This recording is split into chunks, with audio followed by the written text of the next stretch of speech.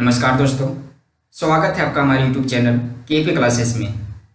आज की कक्षा में हम पढ़ने वाले हैं क्लास 10 साइंस के चैप्टर 1। नाम है रासायनिक अभिक्रिया एवं समीकरण। दोस्तों, वीडियो स्टार्ट करने से पहले एक बात क्लियर कर देना चाहते हैं कि क्लास 10 हिंदी मीडियम के जितने भी स्टूडेंट्स हैं वे हमारे चैनल के माध्यम से कंप्लीट साइंस की तैयारी अच्छे से चैप्टर वाइज कर सकते हैं। आपको हर एक चैप्टर की PDF एप्लीकेशन के थ्रू प्रोवाइड करवाई जाएगी, जिसका लिंक आपको डिस्क्रिप्शन में मिल जाएगा। तो चलिए दोस्तों, आज की वीडियो स्टार्ट करते हैं। इस चैप्टर के जितने भी महत्वपूर्ण पॉइंट्स हैं उसे हमने एक जगह लिख दिया है। जैसे कि पहला टॉपिक है रासायनिक अभिक्रिया, अगला है रासायनिक अभिक्रिया के अभिलक्षण, अगला है रासायनिक समीकरण। इस प्रकार से कुल मिलाकर के इस चैप्टर में टोटल 12 पॉइंट्स हैं। इसे हमने एक जगह इसलिए लिख दिया है ताकि आपको इस चैप्टर के कॉन्सेप्ट को समझने में आसानी हो। दोस्तों, इस चैप्टर का पहला टॉपिक है रासायनिक अभिक्रिया। इंग्लिश में इसे केमिकल रिएक्शन कहा जाता है। चलिए इसका डिफिनेशन समझ लेते हैं। इसका डिफिनेशन है वह प्रक्रिया जिसमें नए गुणधर्मों के साथ किसी नए पदार्थ का निर्माण होता है, उस प्रक्रिया को रासायनिक अभिक्रिया कहते हैं। एक बार फिर से देख लेते हैं। वह प्रक्रिया जिसमें नए गुणधर्मों के साथ किसी नए पदार्थ का निर्माण होती है, उस प्रक्रिया को रासायनिक अभिक्रिया कहते हैं। इसे इस प्रकार से समझ सकते हैं दोस्तों कि मान लेते हैं एक पदार्थ है, इससे किसी दूसरे ऐसे पदार्थ का निर्माण हो जिसमें इस दूसरे पदार्थ का जो गुणधर्म है इस पहले वाले पदार्थ के गुणधर्म से पूरी तरीके से अलग हो, तो इसे हम रासायनिक अभिक्रिया कहते हैं। जैसे दूध से दही का बनना। यहाँ पे देख लेते हैं दोस्तों, इस दही का निर्माण दूध से हो रही है, लेकिन इस दही का जो गुणधर्म होती है इस दूध के गुणधर्म से पूरी तरीके से अलग होती है। अतः हम कह सकते हैं कि दूध से दही का बनना एक रासायनिक अभिक्रिया है। अगला एग्जांपल देख लेते हैं दोस्तों। मान लेते हैं मैग्नीशियम को ऑक्सीजन की उपस्थिति में जलाया जाता है। जब मैग्नीशियम को ऑक्सीजन की उपस्थिति में जलाया जाता है तो मैग्नीशियम ऑक्साइड का निर्माण होता है। यहाँ पे देख लेते हैं दोस्तों, इस मैग्नीशियम ऑक्साइड का जो निर्माण हो रही है इस मैग्नीशियम के वायु की उपस्थिति में जलने से हो रही है, लेकिन इस मैग्नीशियम ऑक्साइड का जो गुणधर्म होता है इस मैग्नीशियम के गुणधर्म से पूरी तरीके से अलग होती है। अतः हम कह सकते हैं कि मैग्नीशियम का ऑक्सीजन के साथ अभिक्रिया करके मैग्नीशियम ऑक्साइड का बनना एक रासायनिक अभिक्रिया है। तो चलिए अगला टॉपिक देख लेते हैं। अगला टॉपिक है रासायनिक अभिक्रिया के अभिलक्षण। रासायनिक अभिक्रिया के अभिलक्षण का मतलब होती है कि जब कोई रासायनिक अभिक्रिया अपघटित होती है तो उस दौरान क्या क्या नया परिवर्तन होती है। तो चलिए दोस्तों इसे देख लेते हैं, समझ लेते हैं। लिखा हुआ है जब रासायनिक अभिक्रिया के निम्नलिखित अभिलक्षण हैं। पहला पॉइंट है अवस्था में परिवर्तन। दोस्तों, अवस्था का मतलब होता है कि पदार्थ किस रूप में पाई जाती है। पदार्थ ठोस में है, द्रव में है या फिर गैसीय रूप में, किस रूप में पाई जाती है। यानी कि कुल मिलाकर के पदार्थ जिस रूप में पाई जाती है उसी रूप को अवस्था बोला जाता है। तो यहाँ पे समझ लेते हैं। अब पहला टॉपिक है अवस्था में परिवर्तन। तो चलिए दोस्तों देख लेते हैं। जब कार्बन मोनोऑक्साइड को हाइड्रोजन के साथ अभिक्रिया कराई जाती है तो यहाँ से मिथेनॉल का निर्माण होती है। यहाँ पे समझ लेते हैं दोस्तों, कार्बन मोनोऑक्साइड को जब हाइड्रोजन के साथ अभिक्रिया कराई जाती है तो मिथेनॉल का निर्माण होती है। यहाँ पे कार्बन मोनोऑक्साइड और हाइड्रोजन दोनों का दोनों गैसीय रूप में है, लेकिन इन दोनों के अभिक्रिया के पश्चात बनने वाला मिथेनॉल ये द्रव रूप में पाया जाता है। यानी कि हम कह सकते हैं कि रासायनिक अभिक्रिया के दौरान अवस्था में परिवर्तन होती है, क्योंकि यहाँ पे देख रहे हैं पहले दोनों पदार्थ गैसीय रूप में था, लेकिन इन दोनों के कॉम्बिनेशन से बनने वाला मिथेनॉल द्रव्य रूप में है। यानी कि रासायनिक अभिक्रिया के दौरान अवस्था में परिवर्तन होती है। अगला टॉपिक देख लेते हैं दोस्तों। अगला पॉइंट लिखा हुआ है रंग में परिवर्तन। देखिए कभी भी जब रासायनिक अभिक्रिया होती है तो उसमें रंग में भी परिवर्तन होती है। जैसे मान लेते हैं लोहे में जंग लगना। लोहे में जब जंग लगती है तो लोहे में भूरे रंग की परत बैठ जाती है, यानी कि हम कह सकते हैं कि रासायनिक अभिक्रिया के दौरान रंग में भी परिवर्तन होती है। अगला टॉपिक है गैस का निकास। तो इसे दोस्तों समझ लेते हैं। जब जिंक को सल्फ्यूरिक अम्ल के साथ अभिक्रिया कराई जाती है तो zinc sulphate plus hydrogen gas का निकास होती है। यहाँ पे समझ लेते हैं दोस्तों, जब जिंक को हाइड्रोजन सल्फेट के साथ, अगला टॉपिक देख लेते हैं दोस्तों। अगला टॉपिक है गैस का निकास। गैस का निकास इसे हम इस प्रकार समझ सकते हैं कि जब जिंक को सल्फ्यूरिक अम्ल के साथ अभिक्रिया कराई जाती है, जिंक को सल्फ्यूरिक अम्ल के साथ अभिक्रिया कराई जाती है तो zinc sulphate plus hydrogen gas बनती है। यानी कि जब जिंक को सल्फ्यूरिक अम्ल के साथ अभिक्रिया कराई जाती है तो जिंक सल्फेट बनती है और साथ ही साथ तेजी से हाइड्रोजन गैस का निकास होती है। यानी कि हम कह सकते हैं कि रासायनिक अभिक्रिया के दौरान गैस का निकास होती है। अगला टॉपिक देख लेते हैं। अगला पॉइंट है तापमान में परिवर्तन। तापमान में परिवर्तन इसे हम इस प्रकार समझ सकते हैं कि जब चूने को जल के साथ मिलाई जाती है, चूने को जल के साथ मिलाई जाती है तो कैल्शियम हाइड्रोक्साइड का निर्माण होती है और साथ ही साथ तेजी से ऊष्मा का निर्माण भी होती है। दोस्तों आप लोगों ने देखा होगा कि घरों में पेंट करने के लिए जब दुकान से चूना लाते हैं, उस चूने को पानी में डालते हैं तो चूने का पानी अचानक तेजी से उबलना शुरू हो जाता है। चूने के पानी का अचानक तेजी से उबलने का मतलब है कि वहाँ टेम्परेचर का विकास हो जाती है। मतलब हम कह सकते हैं कि रासायनिक अभिक्रिया के दौरान तापमान में परिवर्तन होती है। अगला टॉपिक है अवक्षेप का बनना। अवक्षेप का बनना, अवक्षेप का मतलब होता है ऐसे पदार्थ, ऐसे या घुलनशील पदार्थ जो किसी भी विलयन के तली में बैठ जाती है। तो दोस्तों जब रासायनिक अभिक्रिया होती है तो अवक्षेप का निर्माण भी होती है। चलिए अगला पॉइंट देख लेते हैं दोस्तों। लिखा हुआ है रासायनिक समीकरण, इंग्लिश में इसे केमिकल इक्वेशन कहा जाता है। तो चलिए इसका डेफिनेशन समझने की कोशिश करते हैं। लिखा हुआ है किसी भी रासायनिक अभिक्रिया को प्रतीकों या सूत्रों द्वारा निरूपण करना रासायनिक समीकरण कहलाता है। किसी भी रासायनिक समीकरण को प्रतीकों या सूत्रों द्वारा निरूपण करना रासायनिक समीकरण कहलाता है। यानी कि रासायनिक जो अभिक्रिया होती है उसी रासायनिक अभिक्रिया को प्रतीकों या सूत्रों द्वारा दर्शाना रासायनिक समीकरण कहलाता है। जैसे मैग्नीशियम प्लस ऑक्सीजन, इन दोनों की अभिक्रिया से बनती है मैग्नीशियम ऑक्साइड। इसे सूत्रों द्वारा हम ऐसे भी दर्शा सकते हैं कि मैग्नीशियम Mg+O2, एरो के निशान MgO। यानी कि हम कुल मिलाकर के इतना ना बोल करके कि जब मैग्नीशियम ऑक्सीजन के साथ अभिक्रिया करती है तो मैग्नीशियम ऑक्साइड का निर्माण होती है, इतना लंबा लाइनिंग ना बोल करके सीधा सीधी प्रतीक या फिर सूत्रों द्वारा दर्शा दें कि मैग्नीशियम प्लस ऑक्सीजन, एरो के निशान यानी कि अभिक्रिया करने के पश्चात मैग्नीशियम ऑक्साइड का निर्माण होती है, और फिर Mg+O2, इन दोनों की अभिक्रिया से MgO यानी कि मैग्नीशियम ऑक्साइड का निर्माण होती है।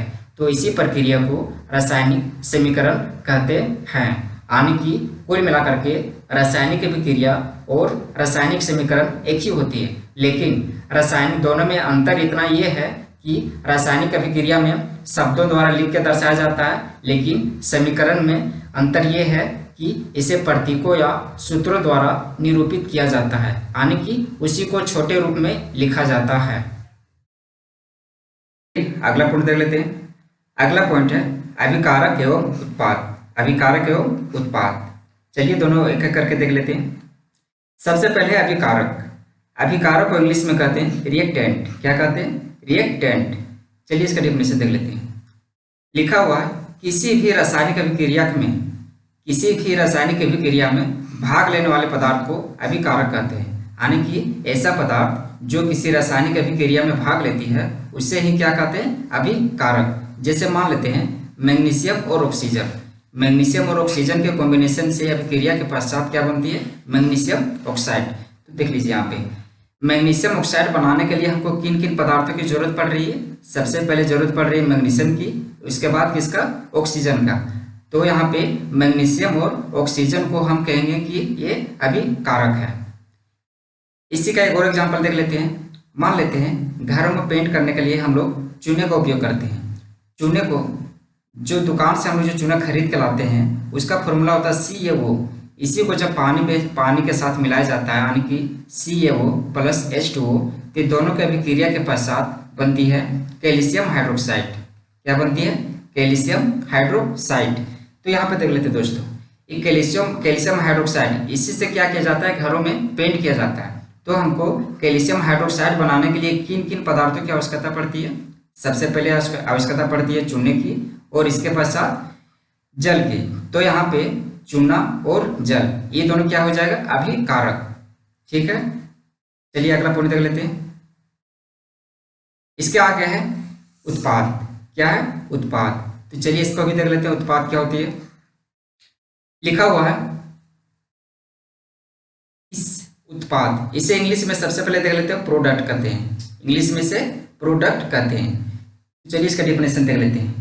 लिखा हुआ है किसी भी रासायनिक अभिक्रिया के पश्चात, किसी भी रासायनिक अभिक्रिया के पश्चात बनने वाले पदार्थ को उत्पाद कहते हैं। यानी कि रासायनिक अभिक्रिया के पश्चात, यानी कि रासायनिक अभिक्रिया के पश्चात या फिर बाद में जो पदार्थ बनती है उसी पदार्थ को क्या कहेंगे, उत्पाद। जैसे कि बताया कैल्शियम को जब जल के साथ मिलाई जाती है तो क्या बनती है, बुझा हुआ चूना, बुझा हुआ चूना, जिसे हम लोग घरों में पेंट करते हैं। तो देख लीजिए दोस्तों, यहाँ पे चूना और जल ये दोनों की अभिक्रिया के पश्चात बन रही है कैल्शियम हाइड्रोक्साइड, यानी कि बुझा हुआ चूना, जिसका हम लोग घरों में पेंट करते हैं। तो ये बुझा हुआ जो चूना प्राप्त हो रही है ना हमें, इसी को हम कहेंगे उत्पाद। इसका एक और एग्जाम्पल यहाँ पे लिखा हुआ, जैसे में magnesium plus oxygen, magnesium plus oxygen ये दोनों की अभिक्रिया करने के पश्चात बनती है मैग्नीशियम ऑक्साइड।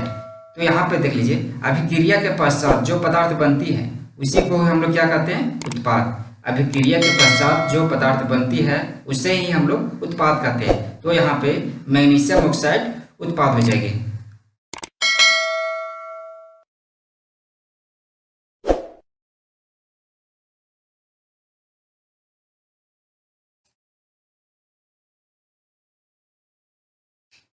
आगे है संतुलित एवं असंतुलित रासायनिक समीकरण। संतुलित एवं असंतुलित रासायनिक समीकरण दोनों अलग अलग पॉइंट है। चलिए एक एक करके समझ लेते हैं। सबसे पहला पॉइंट है संतुलित रासायनिक समीकरण। इंग्लिश में से बैलेंस्ड केमिकल इक्वेशन कहा जाता है, बैलेंस्ड केमिकल इक्वेशन। देख लेते हैं इसे।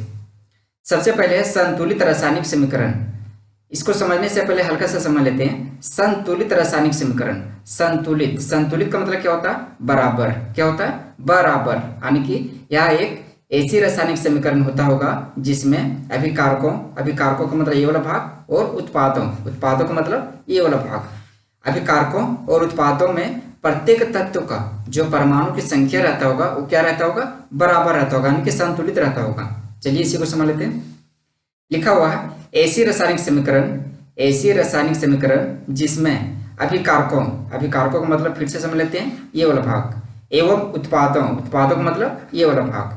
ऐसी रासायनिक समीकरण जिसमें अभिकारकों एवं उत्पादों के प्रत्येक तत्व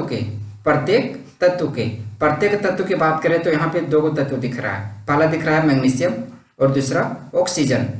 प्रत्येक तत्व के परमाणु की संख्या, यानी कि जो प्रत्येक तत्व की जो परमाणु की संख्या रहेगी वो क्या रहेगी, समान हो, उसे संतुलित रासायनिक समीकरण कहते हैं।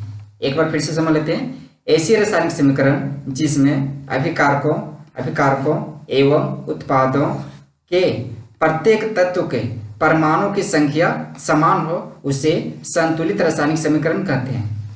इसको इस प्रकार समझ लेते हैं, जैसे में लिखा हुआ मैग्नीशियम प्लस ऑक्सीजन ये दोनों के अभिक्रिया के पश्चात बनती है मैग्नीशियम ऑक्साइड। मैग्नीशियम और ऑक्सीजन के अभिक्रिया के पश्चात बनती है मैग्नीशियम ऑक्साइड। तो दोस्तों यहाँ पे देख लेते हैं, मैग्नीशियम और ऑक्सीजन की अभिक्रिया के पश्चात बन रही है मैग्नीशियम ऑक्साइड। तो यहाँ पे अभिकारक में दो तत्व दिया हुआ, क्या क्या दिया हुआ है, पहला है मैग्नीशियम और दूसरा ऑक्सीजन। तो मैग्नीशियम का अभिकारक में मैग्नीशियम तत्व में जितनी परमाणु की संख्या रहेगी उतना ही उत्पाद में मैग्नीशियम के तत्व के परमाणु की संख्या सेम होनी चाहिए, बराबर होनी चाहिए। तो देख लेते हैं, यहाँ पे 2mg यानी कि मैग्नीशियम का यहाँ पे 2 परमाणु उपस्थित है। इधर देख लेते हैं उत्पाद में, इधर भी 2 से मल्टीप्लाई है, इसका मतलब मैग्नीशियम का 2 परमाणु इधर भी है। अगला देख लेते हैं ऑक्सीजन का, तो ऑक्सीजन का यहाँ पे 2 परमाणु उपस्थित है। इसी को देख लेते हैं उत्पाद में, तो उत्पाद में यहाँ से 2 मल्टीप्लाई है, इसका मतलब ऑक्सीजन भी यहाँ पे, ऑक्सीजन का भी यहाँ पे टोटल 2 परमाणु उपस्थित है। तो इस प्रकार हम कह सकते हैं कि यह एक संतुलित रासायनिक समीकरण है। आगे पॉइंट देख लेते हैं, आगे है असंतुलित रासायनिक समीकरण। असंतुलित रासायनिक समीकरण, संतुलित का ही जस्ट अपोजिट या फिर जस्ट उल्टा होता है असंतुलित। देख लेते हैं असंतुलित रासायनिक समीकरण। इससे पहले हम लोग पढ़े थे संतुलित रासायनिक समीकरण। संतुलित का मतलब क्या होता था, बराबर होता था। संतुलित का मतलब बराबर होता था, और इसी का जस्ट अपोजिट असंतुलित का मतलब क्या होता है, बराबर नहीं। यानी कि कुल मिलाकर के इसमें ऐसा रासायनिक अभिक्रिया होता होगा जिसमें अभिकारकों में जो तत्व दिया रहेगा उन तत्वों के परमाणु की संख्या, उसी तत्व के परमाणु की संख्या जो उत्पाद में रहेगी वो बराबर नहीं रहेगी। चलिए देख लेते, समझ लेते इसी को। लिखा हुआ है ऐसी रासायनिक समीकरण जिसमें अभिकारकों का मतलब फिर से समझ लेते हैं, ये वाला भाग, अभिकारकों एवं उत्पादों का मतलब ये वाला भाग, अभिकारकों एवं उत्पादों के प्रत्येक तत्व की बात करें तो यहाँ पर भी 2 तत्व दिया हुआ है। पहला तत्व है मैग्नीशियम और दूसरा ऑक्सीजन। प्रत्येक तत्व के परमाणु की संख्या समान नहीं हो उसे असंतुलित रासायनिक समीकरण कहते हैं। जैसे देख लेते हैं, मैग्नीशियम प्लस ऑक्सीजन यानी कि Mg प्लस O2, एरो के निशान यानी कि दोनों की अभिक्रिया के पश्चात बन रही है मैग्नीशियम ऑक्साइड। तो दोस्तों समझ लेते हैं, यहाँ पे अभिकारक में मैग्नीशियम का 1 परमाणु उपस्थित है। कितनी है, 1 परमाणु उपस्थित है। इसी को उत्पाद में देख लेते हैं, उत्पाद में भी मैग्नीशियम का मात्र 1 परमाणु उपस्थित है। तो यहाँ पे मैग्नीशियम का प्रत्येक तत्व अभिकारक और उत्पाद दोनों में क्या है, बराबर है। अगला देख लेते हैं ऑक्सीजन का। ऑक्सीजन का अभिकारक में 2 परमाणु उपस्थित है। ऑक्सीजन तत्व का अभिकारक में कितना परमाणु उपस्थित है, 2 तत्व उपस्थित है। लेकिन इसी को उत्पाद में देख लेते हैं, उत्पाद में मात्र 1 परमाणु उपस्थित है। यानी कि मैग्नीशियम तो बराबर है लेकिन ऑक्सीजन तत्व के परमाणु की संख्या यहाँ पे बराबर नहीं है। तो कुल मिलाकर के यह संतुलित रासायनिक समीकरण ना होकर के कैसा रहेगा, असंतुलित रासायनिक समीकरण।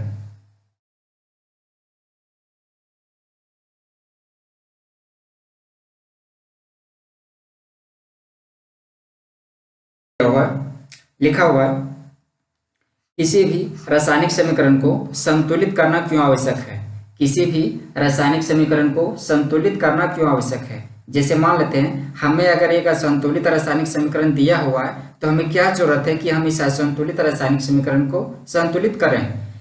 तो देख लेते हैं, इसे समझ लेते हैं। लिखा हुआ है द्रव्यमान संरक्षण के नियम के अनुसार, द्रव्यमान संरक्षण का जो नियम होता है उसके अनुसार किसी भी रासायनिक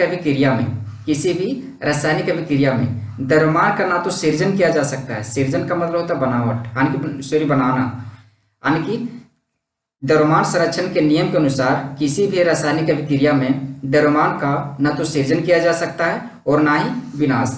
अर्थात रासायनिक अभिक्रिया के पहले एवं उसके पश्चात, रासायनिक अभिक्रिया के पहले एवं इसके पश्चात प्रत्येक तत्व के जो परमाणु की संख्या होती है वो क्या होती है, समान होती है। इसलिए कंकाली रासायनिक समीकरण को संतुलित करना आवश्यक है। यहाँ पे एक वर्ड आया हुआ है, शब्द आया हुआ कंकाली। कंकाली और असंतुलित ये दोनों एक ही होता है, इसमें कंफ्यूजन नहीं होना है, कंफ्यूज नहीं करना है। कंकाली और असंतुलित का मतलब एक ही होता है, ठीक है। तो चलिए इसे समझ लेते हैं। लिखा हुआ द्रव्यमान संरक्षण के नियम के अनुसार, यानी कि द्रव्यमान संरक्षण का जो नियम होता है ना उसके अनुसार किसी भी रासायनिक अभिक्रिया में द्रव्यमान को हम ना तो बना सकते हैं और ना ही उसे हम नष्ट कर सकते हैं। यानी कि रासायनिक अभिक्रिया के पहले जो प्रत्येक तत्व के जो द्रव्यमान रहेगा, यानी कि मान लेते हैं इधर अभिकारक में द्रव्यमान की संख्या है 100 ग्राम। कितनी है? 100 ग्राम। तो इधर भी कितने होने चाहिए? अभिक्रिया के पश्चात आने के उत्पाद में भी जो तत्वों के परमाणु की संख्या रहे, परमाणु का जो द्रव्यमान रहेगा वो कितना होना चाहिए? 100 ग्राम ही होना चाहिए। इधर 100 ग्राम है तो हम इधर कभी भी 50 ग्राम नहीं कर सकते हैं। अगर इधर 100 ग्राम है तो इधर हम कभी भी 200 ग्राम नहीं कर सकते हैं। किसके अनुसार होता है? ये होता है द्रव्यमान संरक्षण के नियम के अनुसार। अर्थात आगे लिखा हुआ अर्थात रासायनिक अभिक्रिया के पहले का मतलब ये वाला भाग एवं उसके पश्चात का मतलब उत्पाद। प्रत्येक तत्व के जो परमाणु की संख्या होती है ना, वो क्या होती है? समान होती है। यानी कि यहाँ पे देख लेते हैं, मैग्नीशियम का इधर टोटल कितनी परमाणु है? मैग्नीशियम का इधर टोटल 1 परमाणु है। या अभी उत्पाद में भी देख लेते हैं, मैग्नीशियम का इधर भी टोटल कितनी परमाणु है? इधर भी 1 ही परमाणु है। ये ठीक है, संतुलित है। आगे देख लेते हैं ऑक्सीजन का इधर अगर अभिकारक में बात करें तो 2 परमाणु उपस्थित है। कितनी है? 2 परमाणु उपस्थित है। लेकिन इसी को अगर उत्पाद में देख लें तो उत्पाद में मात्र ऑक्सीजन का 1 परमाणु उपस्थित है। यानी कि यह तो बराबर नहीं है, संतुलित नहीं है। तो हमें इसे क्या करना पड़ेगा? द्रव्यमान संरक्षण के नियम के अनुसार क्या होती है कि अभिकारक के पहले और अभिक्रिया के पहले और अभिक्रिया के पश्चात प्रत्येक तत्व के जो परमाणु की संख्या होती है वो क्या होती है? समान होती है। तो यहाँ तो मैग्नीशियम का प्रत्येक तत्व के परमाणु की संख्या दोनों साइड बराबर है, लेकिन ऑक्सीजन का बराबर नहीं है। तो हमें क्या करना पड़ेगा? इसे द्रव्यमान संरक्षण के नियम के अनुसार इसे क्या करना पड़ेगा? बराबर करनी पड़ेगी। बराबर करने के लिए क्या करना पड़ेगा? यहाँ ऑक्सीजन का अगर 2 परमाणु उपस्थित है तो हम यहाँ पे क्या करेंगे? 2 से मल्टीप्लाई कर देंगे। देख लीजिए, कभी भी अगर हमको मल्टीप्लाई करने की जरूरत पड़ेगा तो हम मल्टीप्लाई कभी भी आगे करेंगे, पीछे से हम नहीं कर सकते। जैसे मान लेते हैं यहाँ पे O2 है, यानी कि ऑक्सीजन का 2 परमाणु है। अगर हम चाहेंगे कि यहाँ पे 2 से गुना करके ऑक्सीजन का 2 परमाणु बना लें तो ये गलत हो जाएगी। इस तरह से कभी भी हम पीछे से मल्टीप्लाई नहीं कर सकते। कभी भी हमें मल्टीप्लाई करने की जरूरत रहेगी तो कहाँ मल्टीप्लाई करेंगे? हमेशा आगे से करेंगे। तो देख लीजिए, जब हम यहाँ पे 2 से मल्टीप्लाई करते हैं तो ऑक्सीजन के कितने परमाणु बन जाती है? 2। तो इधर भी कितने परमाणु है? 2। यानी कि ऑक्सीजन मेरा संतुलित हो जाती है। अब देख लेते हैं, ऑक्सीजन का 2 परमाणु बनाने के चक्कर में जब हम यहाँ पे 2 से मल्टीप्लाई किए तो मैं इसके साथ साथ किस मल्टीप्लाई हो गया? किसमें? मैग्नीशियम में भी। तो मैग्नीशियम का इधर कितना परमाणु बन गया? 2। लेकिन इधर कितना है? मात्र 1। तो इधर 2 बनाने के लिए क्या करना पड़ेगा? हमें यहाँ 2 से गुना कर देना पड़ेगा। 2 से गुना करने के पश्चात क्या होगा? मैग्नीशियम का इधर भी 2 परमाणु, इधर भी 2 परमाणु, ऑक्सीजन का 2 परमाणु इधर भी और ऑक्सीजन का 2 परमाणु इधर भी। अब ये क्या है? संतुलित है। तो कुल मिलाकर के हमें यहाँ यही समझना था कि द्रव्यमान संरक्षण का जो नियम होता है इसके अनुसार रासायनिक अभिक्रिया के पहले का मतलब अभिकारक और रासायनिक अभिक्रिया के पश्चात का मतलब उत्पाद। इसमें जो प्रत्येक तत्व का जो परमाणु द्रव्यमान होता है ना, वो क्या होता है? इक्वल होता है। यानी कि इधर जितना ये दोनों तत्वों को मिला करके टोटल जो द्रव्यमान आएगा, इधर जितना रहेगा उतना ही द्रव्यमान किधर होता है? अभिक्रिया के पश्चात यानी कि उत्पाद में भी होता है। ये बराबर होता है। अर्थात एक और होता है कि रासायनिक अभिक्रिया के पहले और रासायनिक अभिक्रिया के पश्चात प्रत्येक तत्व का जो परमाणु की संख्या होती है, हमेशा अभिक्रिया के पहले एवं अभिक्रिया के पश्चात बराबर होती है। और बराबर होती है तो हमें क्या करना है? इसीलिए हम क्या करना पड़ता है? असंतुलित रासायनिक समीकरण को संतुलित करना आवश्यक होता है।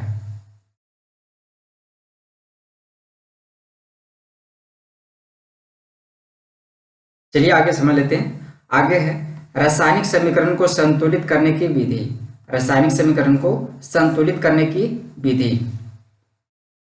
चलिए इसी समझ लेते हैं क्या स्टेप करके। किसी भी असंतुलित रासायनिक समीकरण को संतुलित करने के लिए निम्न तरीके अपनाए जाते हैं। देखिए नीचे कुछ मेथड्स दिया हुआ, ठीक ना। यानी कि यही मेथड्स को फॉलो करके हम किसी भी असंतुलित रासायनिक समीकरण को क्या कर सकते हैं? संतुलित कर सकते हैं। जैसे यहाँ पे एक समीकरण दिया हुआ है Fe, यानी कि इसे बोला जाता है आयरन। Fe को यानी कि आयरन को जब जल के साथ अभिक्रिया कराया जाता है तो क्या बनता है? Iron oxide. क्या बनती है? Iron oxide. प्लस में हाइड्रोजन गैस क्या होती है? मुक्त होती है, ठीक ना। तो देख लेते हैं यहाँ पे जो इक्वेशन हमें दिख रही है, यहाँ पे जो हमें समीकरण दिख रही है, यह एक प्रकार का असंतुलित रासायनिक समीकरण है। असंतुलित रासायनिक समीकरण कैसे है? अभिकारक में आयरन के टोटल परमाणु की संख्या कितनी है? 1। लेकिन उत्पाद में आयरन के टोटल परमाणु की संख्या कितनी है?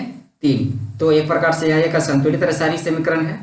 तो हम इस असंतुलित रासायनिक समीकरण को किस प्रकार किस मेथड से संतुलित कर सकते हैं, वही एक एक मेथड हमें नीचे पढ़ना है। तो चलिए सबसे पहले देख लेते हैं। सबसे पहले लिखा हुआ है किसी भी, चलिए देख लेते हैं। लिखा हुआ है रासायनिक समीकरण को संतुलित करने के लिए सबसे पहले प्रत्येक सूत्र के चारों ओर बॉक्स बना लिया जाता है। रासायनिक समीकरण को संतुलित करने के लिए सबसे पहले क्या किया जाता है, जितने भी तत्व हैं, जैसे यहाँ पे सबसे पहला तत्व क्या है, आयरन है, तो आयरन के पहले क्या करेंगे, बॉक्स बना लेंगे। इसी प्रकार अगला क्या है, यहाँ पे जल है, ठीक ना। तो जल में क्या करेंगे, हम घेरा बना लेंगे, ठीक ना। क्या कर लेंगे, घेरा बना लेंगे, यानी कि बॉक्स बना लेंगे। इसी के पश्चात अभिक्रिया के पश्चात जो बनती उत्पाद में भी क्या करेंगे, एक एक करके सब में घेरा बना लेंगे। लेकिन परंतु बॉक्स के अंदर कुछ भी परिवर्तन नहीं कर सकते हैं, कुछ भी हम चेंजिंग नहीं कर सकते हैं। जैसे यहाँ पे लिखा हुआ H2 यानी कि जल लिखा हुआ है, तो हम यहाँ पे बिना मतलब का भी स्टार्टिंग में हम ना यहाँ पे गुना कर सकते हैं, ना पीछे गुना कर सकते हैं, ना ऑक्सीजन को पहले लिख सकते हैं, ना ही हाइड्रोजन को बाद में लिख सकते हैं। जैसे लिखा हुआ है उसी प्रकार हमें सेम टू सेम लिखना है। और क्या करना है, सिर्फ पहला स्टेप में क्या करना है, सिर्फ बॉक्स बना लेना है प्रत्येक तत्व के परमाणु के चारों ओर। चलिए अगला मेथड देख लेते हैं। आगे लिखा हुआ असंतुलित रासायनिक समीकरण में उपस्थित विभिन्न तत्वों के परमाणु की सूची बनाते हैं। देख लेते हैं। असंतुलित रासायनिक समीकरण में जो विभिन्न प्रकार के जो तत्व दिया हुआ है, उन विभिन्न तत्वों की क्या करेंगे, हम एक सूची बना लेंगे। जैसे पहला तत्व क्या था, आयरन, तो यहाँ पे तत्व में लिख लेंगे क्या, आयरन। अगला तत्व क्या है, हाइड्रोजन, तो लिख लेंगे हाइड्रोजन। अगला तत्व क्या है, ऑक्सीजन, तो लिख लेंगे ऑक्सीजन। अभी देख लेते हैं यहाँ पे अभिकारकों में परमाणु की संख्या। अभिकारकों का मतलब इस बात में, अभिकारकों में परमाणु की टोटल संख्या कितनी है, किस तत्व की। जैसे अगर आयरन की बात करें तो अभिकारक में टोटल कितनी परमाणु है, एक परमाणु है, तो यहाँ पे लिख दिए एक। हाइड्रोजन की टोटल कितनी परमाणु है अभिकारक में, अभिकारक में हाइड्रोजन की टोटल परमाणु है 2, तो यहाँ पे हम लिख लिए 2। ऑक्सीजन की टोटल कितनी परमाणु है अभिकारक में ऑक्सीजन की एक परमाणु, तो यहाँ पे लिख लिए 1। इसी को देख लेते उत्पाद में परमाणु की संख्या यानी कि RHS, राइट हैंडेड साइड देख लेते हैं। RHS में यानी कि उत्पाद में परमाणु की टोटल संख्या कितनी है। आयरन की अगर बात करें तो आयरन के यहाँ पे टोटल कितनी परमाणु उपस्थित है, 3 परमाणु उपस्थित है, लिख लेंगे 3। अगला देख लेते हैं ऑक्सीजन की बात करें अगर तो ऑक्सीजन की कितनी परमाणु उपस्थित है, ऑक्सीजन की 4 परमाणु उपस्थित है। कितनी है, 4, तो सॉरी यहाँ पे मिसप्रिंट है, यहाँ लिखा है 4। ऑक्सीजन का 4 परमाणु उपस्थित है। आगे देख लेते हैं हाइड्रोजन की अगर बात करें तो हाइड्रोजन की कितनी परमाणु है, हाइड्रोजन की 2 परमाणु है। कितनी परमाणु है, 2 परमाणु है। तो दूसरा स्टेप में क्या करना था, असंतुलित रासायनिक समीकरण में उपस्थित विभिन्न तत्वों के जो परमाणु की जो क्या बोलते हैं संख्या है, उसका हमें सूची बना लेना है कि अभिकारक में किसी तत्व का कितना परमाणु उपस्थित है और उसी तत्व का उत्पाद में परमाणु की टोटल संख्या कितनी है। चलिए अगला स्टेप देख लेते हैं कि अगला स्टेप में क्या है। लिखा हुआ आगे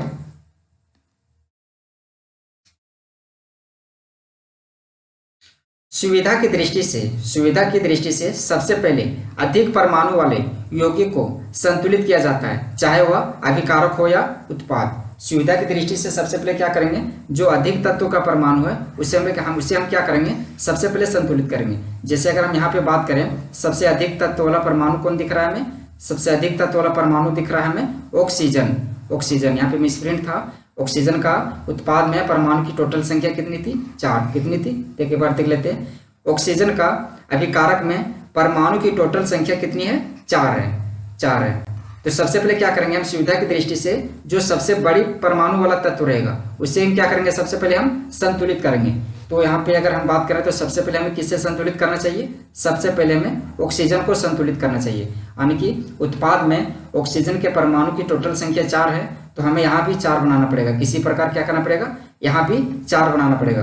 तो देख लेते हैं दोस्तों, अगर उत्पाद में किसी तत्व के परमाणु की संख्या 4 है और इधर 1 है, तो इधर 4 बनाने के लिए क्या कर सकते हैं, हम 4 बनाने के लिए यहाँ पे क्या कर सकते हैं, 4 से मल्टीप्लाई कर सकते हैं, 4 से मल्टीप्लाई कर सकते हैं। तो चलिए देख लेते हैं, यहाँ पे यही वाला किया होगा, देख लेते हैं।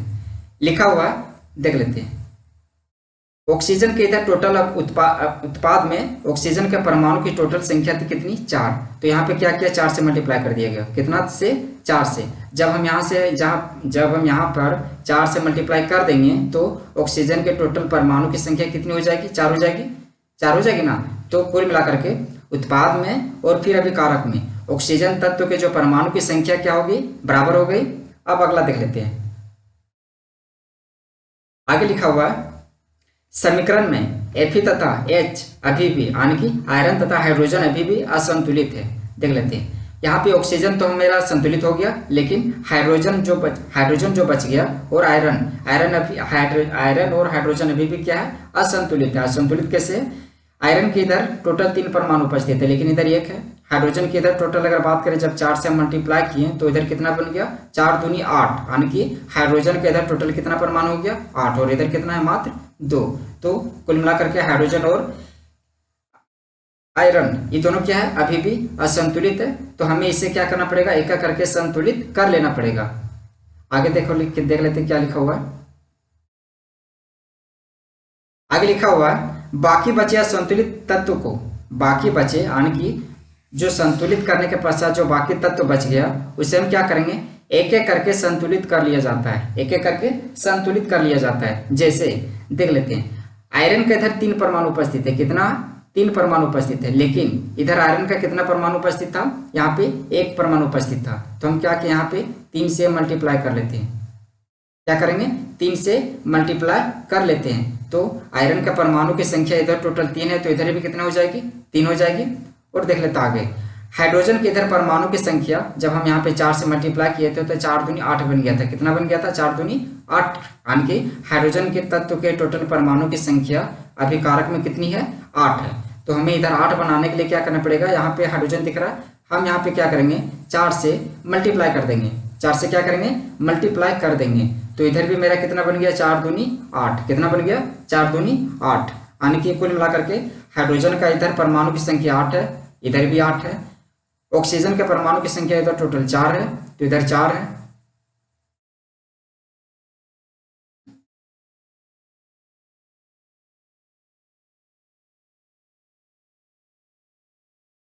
अगला स्टेप में है समीकरण में Fe तथा H यानी कि आयरन तथा हाइड्रोजन अभी भी असंतुलित है। आयरन और हाइड्रोजन क्या है, अभी भी असंतुलित है। अतः इनमें से आयरन को संतुलित कर लेते हैं। आयरन को क्या करेंगे, सबसे पहले हम संतुलित कर लेंगे। जैसे देख लेते हैं, उत्पाद में आयरन के परमाणु की टोटल संख्या कितनी है, 3 है। उत्पाद में आयरन के परमाणु की संख्या टोटल कितनी है, 3 है। तो हम क्या करेंगे, इधर भी 3 से मल्टीप्लाई कर देंगे। जब हम यहाँ पे 3 से मल्टीप्लाई करते हैं तो आयरन का परमाणु की संख्या टोटल अभिकारक में कितनी बन जाएगी, 3, यानी कि उत्पाद में आयरन के परमाणु की संख्या 3 है और अभिकारक में भी आयरन के परमाणु की संख्या टोटल 3 है। तो मेरा आयरन भी संतुलित हो गया।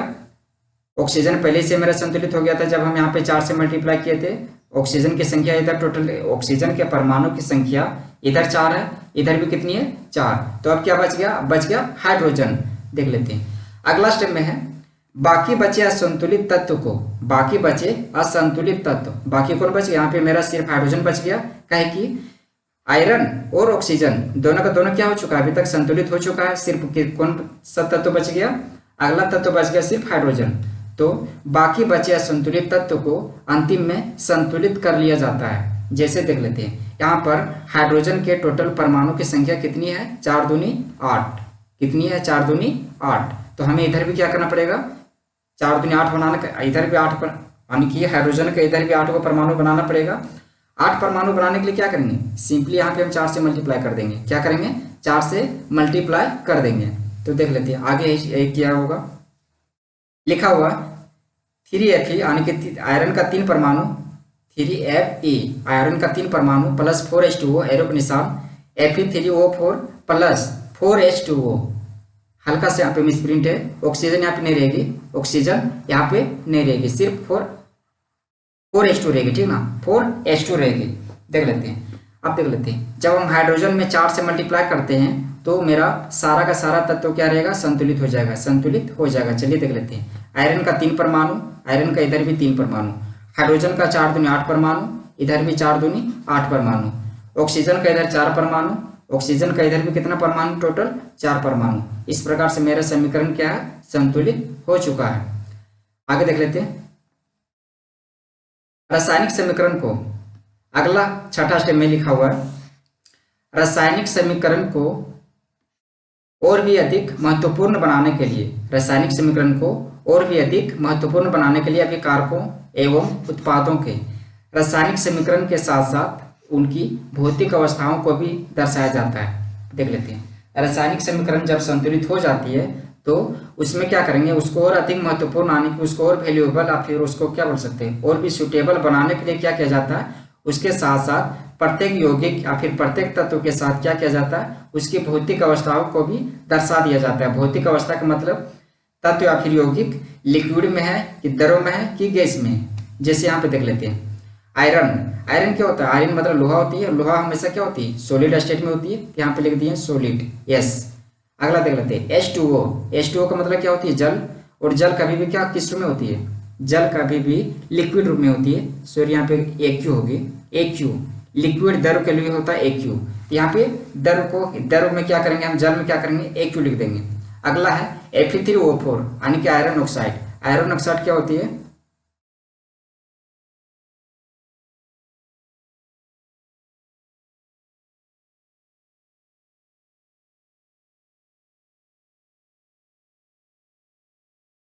देखिए रासायनिक समीकरण संतुलित करने के पश्चात सबसे अंतिम प्रक्रिया होती है किसी को मतलब जो तत्व है या फिर जो यौगिक है वह कौन अवस्था में है, ठीक ना, कौन अवस्था में है। अवस्था का मतलब होता है पदार्थ किस रूप में है, वो ठोस रूप में है कि द्रव रूप में है या फिर गैस रूप में है। इसी रूप को दर्शा देने की प्रक्रिया को बोला जाता है कि अवस्था को दर्शाना, यानी कि किसी भी संतुलित रासायनिक समीकरण का सबसे अंतिम प्रक्रिया होती है उसकी अवस्था को दर्शाना। जैसे यहाँ पे लिखा हुआ है, रासायनिक समीकरण को और भी अधिक महत्वपूर्ण बनाने के लिए अभिकारकों एवं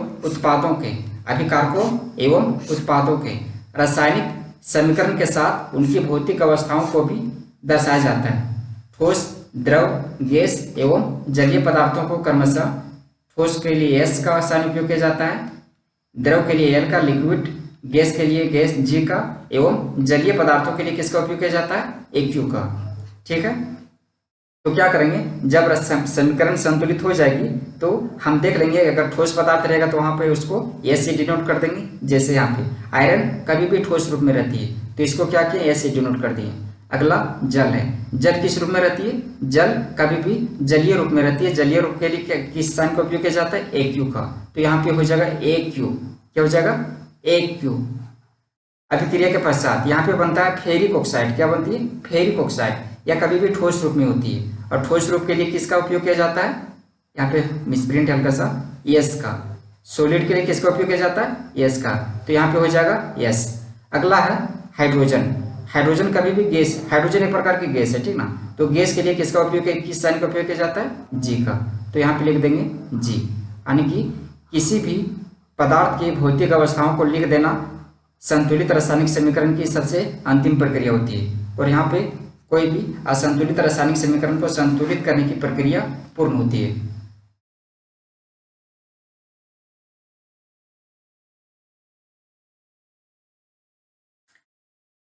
नेक्स्ट टॉपिक है ऊष्माक्षेपी एवं ऊष्माशोषी अभिक्रिया।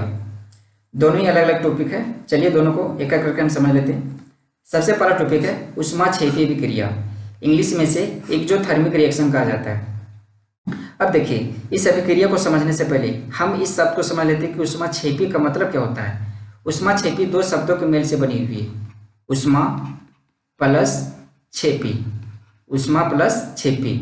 ऊष्मा का मतलब क्या होता है, हीट होता है, गर्मी होता है, यानी कि किसी पदार्थ में जो हीट होती है, गर्मी होती है, इसी को क्या बोलते हैं, ऊष्मा बोलते हैं। और क्षेपी का मतलब, क्षेपी को हम आसान भाषा में इस प्रकार समझ सकते हैं कि घरों में हम जब कभी भी किसी प्रकार का शरबत बनाते हैं तो शरबत बनाने के दौरान क्या होती है ना, कि जो शरबत का जो अशुद्धि होती है वो बर्तन के तली में बैठ जाती है। वो क्या होती है, बर्तन की तली में आकर के बैठ जाती है। इसी अशुद्धि को क्या बोला जाता है, अवक्षेप। क्या बोला जाता है, अवक्षेप। और इसी अवक्षेप को बोलते हैं हम क्षेपी। ठीक है, क्लियर है। अब देख लेते हैं कि अभिक्रिया क्या होती है।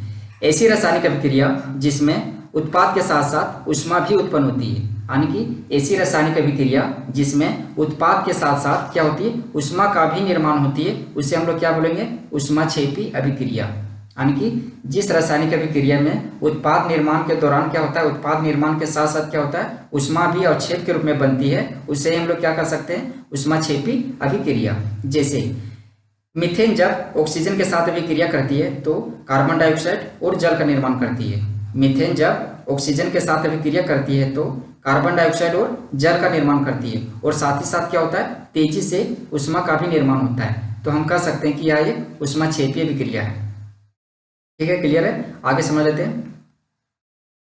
नेक्स्ट टॉपिक है ऊष्माशोषी अभिक्रिया।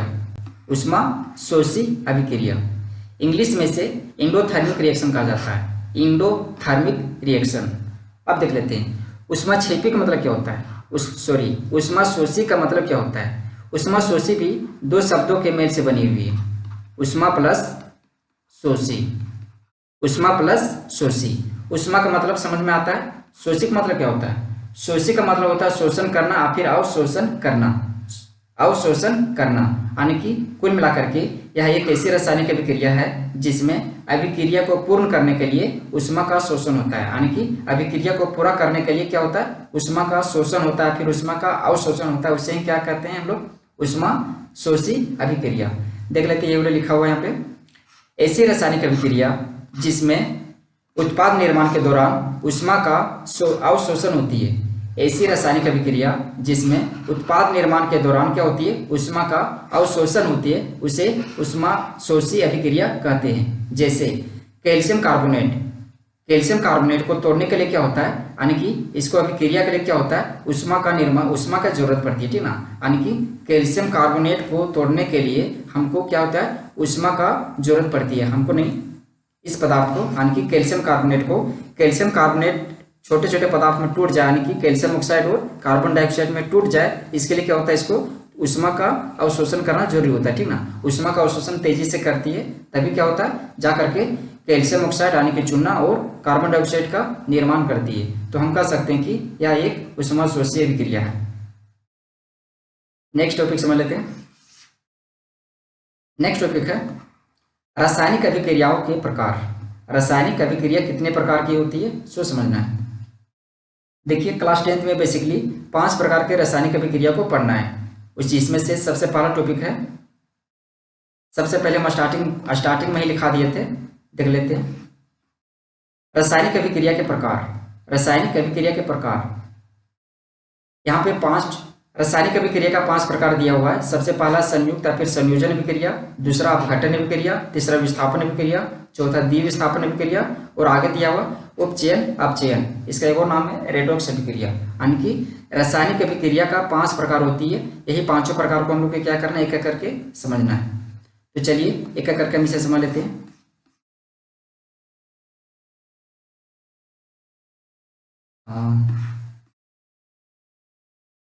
रासायनिक अभिक्रिया के प्रकार। सबसे पहला टॉपिक है संयुक्त अभिक्रिया फिर संयोजन अभिक्रिया। संयुक्त या फिर संयोजन अभिक्रिया इंग्लिश में से कॉम्बिनेशन रिएक्शन कहा जाता है, कॉम्बिनेशन रिएक्शन। देखिए संयुक्त या फिर संयोजन का मतलब क्या होता है, संयुक्त या फिर संयोजन का मतलब होता है जुड़ना या फिर जोड़ना, जुड़ना या फिर जोड़ना। संयुक्त या फिर संयोजन का मतलब क्या होता है, जुड़ जाना या फिर जोड़ना, ठीक है। तो समझ लेते इसे। ऐसी रासायनिक अभिक्रिया जिसमें 2 या 2 से अधिक अभिकारक मिलकर किसी एकल पदार्थ का निर्माण करती है। यानी कि ऐसी रासायनिक अभिक्रिया जिसमें 2 या 2 से अधिक पदार्थ, 2 या 2 से अधिक पदार्थ मिल करके किसी एक नए पदार्थ का निर्माण करती है, उसे ही हम लोग क्या कहते हैं, संयोजन अभिक्रिया, इंग्लिश में कॉम्बिनेशन रिएक्शन। जैसे कार्बन और ऑक्सीजन, ये दोनों अभिक्रिया करके, दोनों साथ मिल करके क्या बनाती है, कार्बन डाइऑक्साइड। तो यहाँ पे समझ लेते हैं कि कार्बन एक पहला तत्व है, दूसरा ऑक्सीजन। पहला तत्व है कार्बन, यानी कि पहला पदार्थ है कार्बन, और दूसरा पदार्थ क्या है, ऑक्सीजन। ये दोनों पदार्थ मिल करके किसी नए पदार्थ का निर्माण कर रहे, किसका, कार्बन डाइऑक्साइड का। और कार्बन डाइऑक्साइड क्या है, सिंगल है, एक मतलब कि सिंगल है। तो 2 इसमें क्या कर रहा है, 2 पदार्थ मिल करके किसी एक पदार्थ का निर्माण कर रहा है, तो हम लोग इसे क्या बोलते हैं, संयोजन अभिक्रिया। नीचे एक और एग्जाम्पल दिया हुआ है, हाइड्रोजन ऑक्सीजन के साथ अभिक्रिया करके जल का निर्माण करती है। किसका? जल का निर्माण करती है। तो यहाँ पर भी देख लेते हैं, दो पदार्थ है। पहला पदार्थ है जल और दूसरा पदार्थ ऑक्सीजन। जल और हाइड्रोजन, पहला पदार्थ हाइड्रोजन और दूसरा पदार्थ ऑक्सीजन।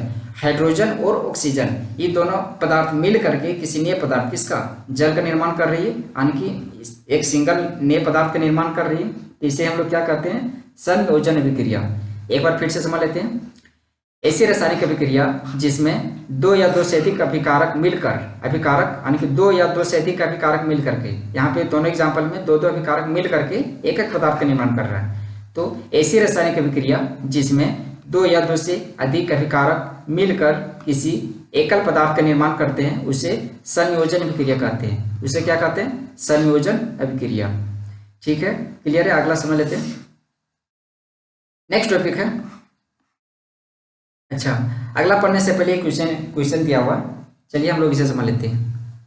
लिखा हुआ है, सफेदी करने के 2 या 3 दिनों बाद दीवार में चमक आती है। सफेदी करने के 2 या 3 दिनों बाद दीवार में चमक आती है। क्यों? यानी कि हम घरों में कभी भी, घर के दीवारों में कभी भी पेंट करते हैं, यानी कि जो पेंट करते हैं तो उसका जो चमक होती है वो चमक तुरंत ना करके, तुरंत का मतलब हो गया कुछ मिनट, कुछ घंटे में या फिर एक दिनों में ही ना करके क्या होता है, धीरे धीरे कुछ दिनों बाद आती है। 2 या 3 दिनों के बाद उसमें तेजी से क्या होती है? चमक आती है। तो ऐसा क्या होता है, जब हम पेंट करते हैं तो पेंट करते हैं तो तुरंत चमक क्यों नहीं आती? चमक लेट से क्यों आती है?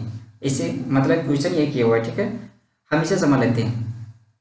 लिखा हुआ, हम जानते हैं कि CaO यानी कि चूना जब जल के साथ अभिक्रिया करती है, यानी कि चूने को जब जल के साथ अभिक्रिया कराया जाता है तो किसका निर्माण होता है? कैल्शियम हाइड्रोक्साइड, जिसे हम लोग बुझा हुआ चूना बोलते हैं। यानी कि कैल्शियम ऑक्साइड यानी कि चूने को जब जल के साथ अभिक्रिया कराई जाती है तो कैल्शियम हाइड्रोक्साइड का निर्माण होती है, जिसे हम लोग क्या कहते हैं? बुझा हुआ चूना।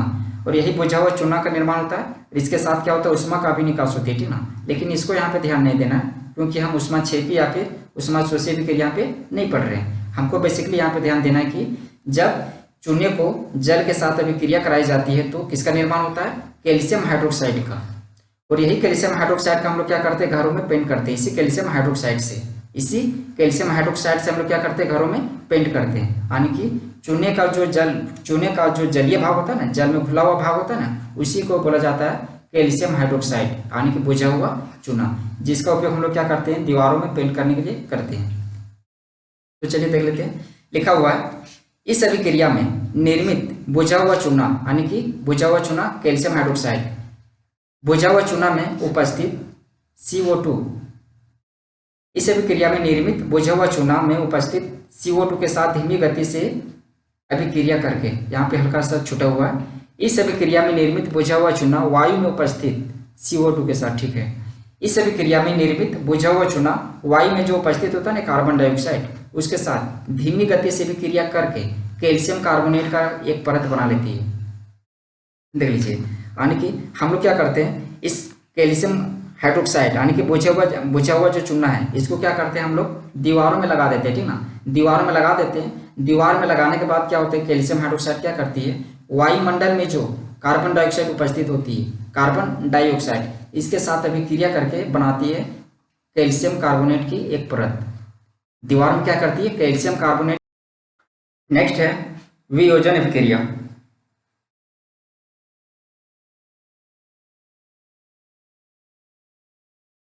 वियोजन अभिक्रिया,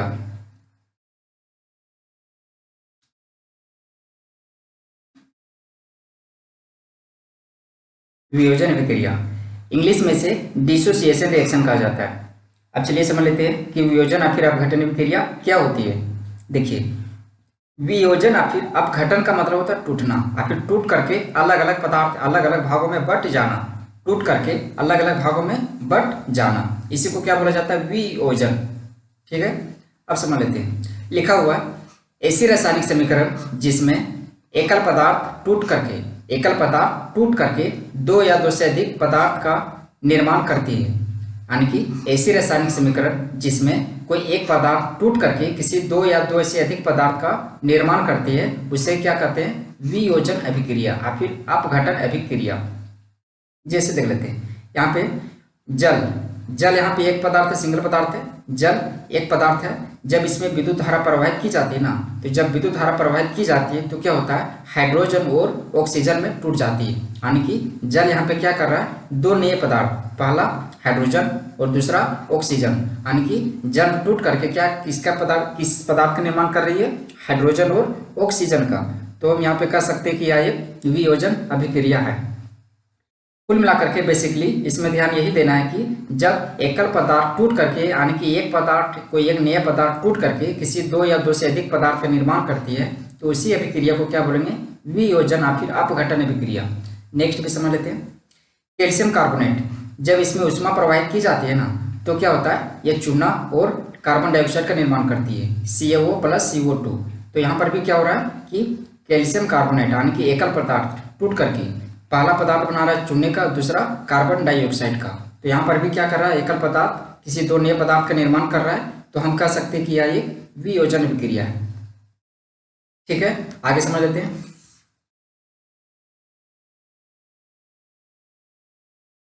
आगे प्रश्न दिया हुआ, कुछ समझ लेते हैं कि क्या दिया हुआ है। देखिए लिखा हुआ है, यानी कि चैप्टर का कुछ क्वेश्चन दिया हुआ है, ठीक ना, इसी को क्लियर कर लेते हैं।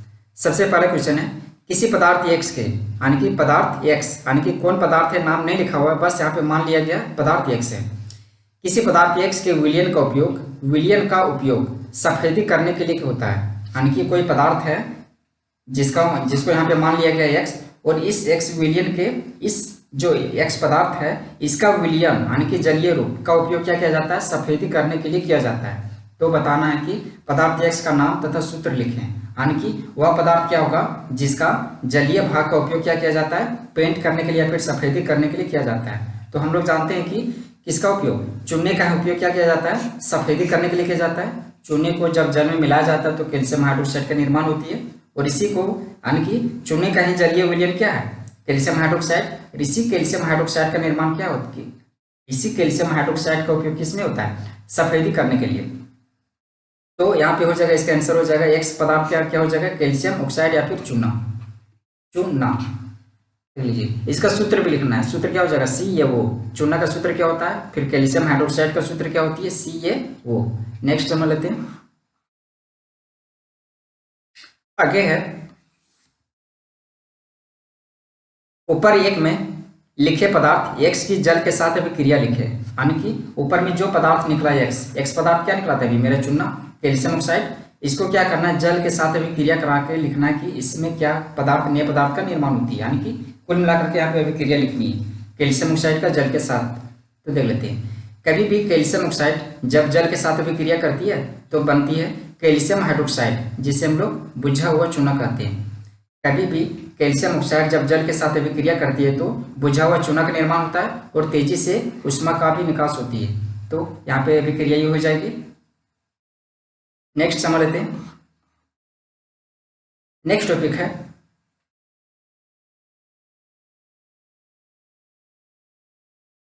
विस्थापन अभिक्रिया। विस्थापन अभिक्रिया इंग्लिश में से डिस्प्लेसमेंट रिएक्शन कहा जाता है। अब समझ लेते हैं कि विस्थापन अभिक्रिया क्या होती है। विस्थापन अभिक्रिया को समझने से पहले हम इस सब को समझ लेते हैं कि विस्थापन का मतलब क्या होती है। विस्थापन का मतलब होता है विस्थापन का मतलब होती है किसी को हटा करके किसी दूसरे जगह स्थापित कर देना, यानी कि किसी एक को हटा करके उसको क्या करना, किसी दूसरे जगह विस्थापित कर देना। जैसे मान लेते हैं ये रोड है और रोड के बगल में क्या करता है, कोई व्यक्ति इलीगल रूप से आकर के यहाँ पर अपना घर बना लेती है, ठीक ना। लेकिन गवर्नमेंट क्या करेगी, इसको हटा देगी यहाँ पे। अभी क्या करेगा, यहाँ से हट करके मान लेते हैं यहाँ पे घर बना लेगा, तो ये विस्थापित हो गया, इसका जगह चेंज हो गया। पहले इसका घर कहाँ था, रोड के बगल में, लेकिन गवर्नमेंट जब इसको हटा दी तो यहाँ से क्या किया, ये हट करके यहाँ पे घर बना लिया। तो इसको क्या बोलते हैं, विस्थापन, यानी कि किसी को भी एक जगह से हटा करके किसी दूसरे जगह स्थापित कर देना ही विस्थापन कहलाता है। तो समझ लेते हैं विस्थापन अभिक्रिया। ऐसी रासायनिक अभिक्रिया जिसमें कोई एक तत्व दूसरे तत्व को उसके यौगिक से विस्थापित कर देती है। ऐसी रासायनिक अभिक्रिया जिसमें कोई एक तत्व दूसरे तत्व को उसके यौगिक से क्या करती है, विस्थापित कर देती है, उसे विस्थापन अभिक्रिया कहते हैं। जैसे देख लेते हैं, आयरन को जब कॉपर सल्फेट के साथ अभिक्रिया कराई जाती है तो आयरन सल्फेट और कॉपर का निर्माण होती है। तो हम यहाँ समझ लेते हैं कि अभिक्रिया में क्या था, ऐसी रासायनिक अभिक्रिया जिसमें कोई एक तत्व मान लेते हैं आयरन है। ऐसी रासायनिक अभिक्रिया जिसमें कोई एक तत्व किसको मान लिया हम, आयरन, दूसरा तत्व मान लेते, यहाँ पे एक और तत्व दिख रहा है क्या, कॉपर यहाँ, लेकिन ये एक प्रकार का यौगिक है। कॉपर सल्फेट को हम यहाँ पे तत्व नहीं बोलेंगे, क्या बोलेंगे, यौगिक बोलेंगे। ठीक है। ऐसी रासायनिक अभिक्रिया जिसमें कोई एक तत्व दूसरे तत्व को, आने के देख लेते हैं यहाँ पे कॉपर को क्या कर रहा है, दूसरे तत्व को क्या कर रहा है, उस दूसरे तत्व को उसके यौगिक से विस्थापित कर दे। देख लेते हैं कॉपर का यौगिक क्या है यहाँ पे, कॉपर सल्फेट, यानी कि कॉपर किसके साथ मिला हुआ, सल्फेट के साथ मिला हुआ है, तो कॉपर का यौगिक क्या है, कॉपर सल्फेट। तो ऐसी रासायनिक अभिक्रिया जिसमें कोई एक तत्व यानी कि आयरन दूसरे तत्व को, किसको, कॉपर को, उसके यौगिक से, उस कॉपर का यौगिक क्या है, कॉपर सल्फेट, उसके यौगिक से विस्थापित कर दे, यानी कि यहाँ से इसको हटा दे, इसी को क्या बोलते हैं, विस्थापन अभिक्रिया। देख लेते हैं आयरन को जब कॉपर सल्फेट के साथ अभिक्रिया कराई जाती है तो आयरन क्या करती है, कॉपर को यहाँ से विस्थापित कर देती है, यानी कि कॉपर को यहाँ से हटा देती है। जब कॉपर को हटा देती है क्या करती है, यहाँ खुद स्थान ले लेती है। देख लीजिए अभिक्रिया के बाद बनती है आयरन सल्फेट, यानी कि कॉपर का जगह कौन ले लिया, आयरन, तो बन गया आयरन सल्फेट, और कॉपर जो इसके साथ में था, सल्फेट के साथ में था, यहाँ से हट करके क्या बन जाती है, अलग हो जाती है। तो इसी को क्या बोलते हैं, विस्थापन अभिक्रिया। इसका एक और एग्जाम्पल दिया हुआ है, देख लेते हैं जिंक को जब कॉपर सल्फेट के साथ अभिक्रिया कराई जाती है तो जिंक क्या करती है, इस कॉपर को विस्थापित कर देती है, कॉपर को क्या करती है, सल्फेट से विस्थापित कर देती है, सल्फेट से हटा देती है, ठीक ना। तो और क्या करती है, खुद इसका स्थान ले लेती है, तो बन जाती है जिंक सल्फेट। देख लीजिए कॉपर की जगह क्या आ गया, जिंक, तो बन जाती है जिंक सल्फेट, और ये कॉपर क्या हो जाती है, अलग हो जाती है, अकेली हो जाती है। तो यहाँ बोल सकते हैं कि यह एक क्या है, विस्थापन अभिक्रिया। नेक्स्ट टॉपिक है द्विविस्थापन अभिक्रिया। इंग्लिश में से डबल डिस्प्लेसमेंट रिएक्शन कहा जाता है। अब चलिए समझ लेते हैं इसे। इससे पहले हम लोग पढ़े थे विस्थापन अभिक्रिया, इससे पहले क्या पढ़े थे, विस्थापन अभिक्रिया। अब विस्थापन अभिक्रिया क्या होती है हम सबको पता चल गया, ठीक ना। अब इसी से रिलेटेड मिलता जुलता है द्विविस्थापन अभिक्रिया। उसमें था विस्थापन, इसमें द्विविस्थापन अभिक्रिया। अब चलिए समझ लेते हैं द्विविस्थापन अभिक्रिया क्या होती है।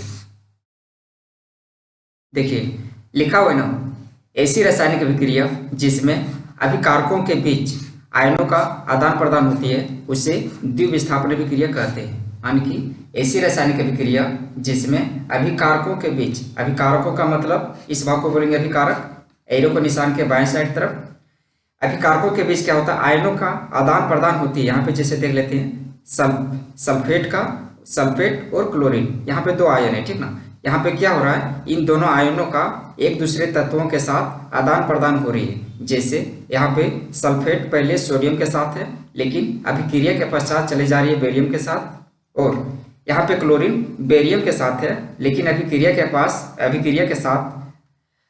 के पश्चात ये क्लोरीन चली जा रही है किसमें, सोडियम में, बन जा रहा है NaCl। यानी कि कुल मिलाकर के यहाँ पे क्या हो रहा है, आयनों का एक दूसरे से आदान प्रदान हो रही है। ये वाला आयन इसके साथ चला जाता है इस तत्व के साथ, और इसका आयन क्या होता है, इस तत्व के साथ चला जाता है। इसी को बोला जाता है डबल डिस्प्लेसमेंट रिएक्शन या फिर द्विविस्थापन अभिक्रिया।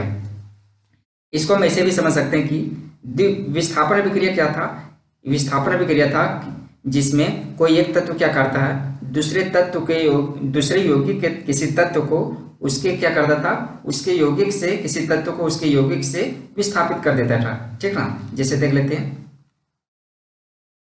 चलिए यहाँ पे देख लेते हैं, समझ लेते हैं हल्का सा। देखिए ऐसी रासायनिक अभिक्रिया जिसमें कोई एक तत्व दूसरे तत्व को उसके यौगिक से विस्थापित कर दे, यानी कि एक तत्व मान लेते हैं यहाँ पे आयरन है, ये क्या कर रहा है, इसके यौगिक से कॉपर को क्या कर रहा है, यहाँ पे विस्थापित कर दे रहा है। इसे क्या बोलते थे हम लोग, विस्थापन अभिक्रिया। लेकिन यहाँ पे इसके अगला पॉइंट है डबल डिस्प्लेसमेंट रिएक्शन, यानी कि द्विविस्थापन अभिक्रिया।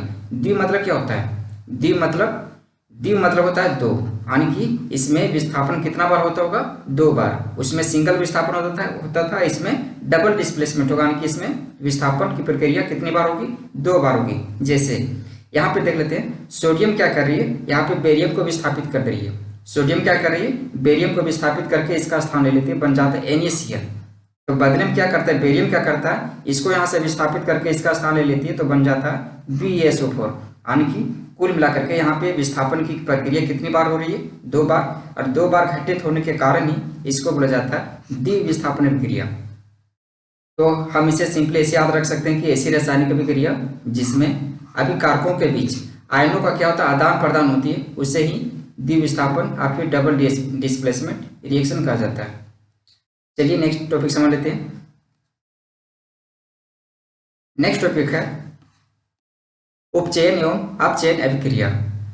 अब चलिए समझ लेते हैं उपचयन का मतलब क्या होती है और अपचयन अभिक्रिया का मतलब क्या होती है, एक एक करके समझ लेते हैं। सबसे पहले उपचयन अभिक्रिया, दोनों ही अलग अलग पॉइंट है, कंफ्यूज नहीं होना है। उपचयन अभिक्रिया अलग है एवं अपचयन अभिक्रिया दोनों अलग है, ठीक ना। दोनों को हम पहले एक एक करके समझ लेते हैं कि उपचयन अभिक्रिया क्या होती है और अपचयन अभिक्रिया क्या होती है। तो चलिए पहले देख लेते हैं उपचयन अभिक्रिया। इंग्लिश में से ऑक्सीडेशन रिएक्शन कहा जाता है, ऑक्सीडेशन रिएक्शन।